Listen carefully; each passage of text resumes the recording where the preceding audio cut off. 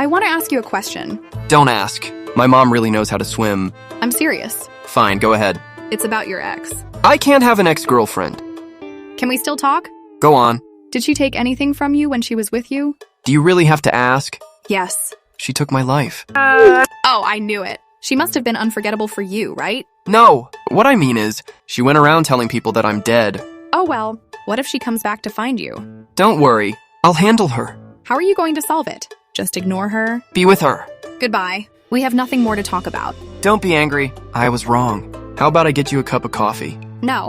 Shall we go watch a movie? Go with your ex-girlfriend.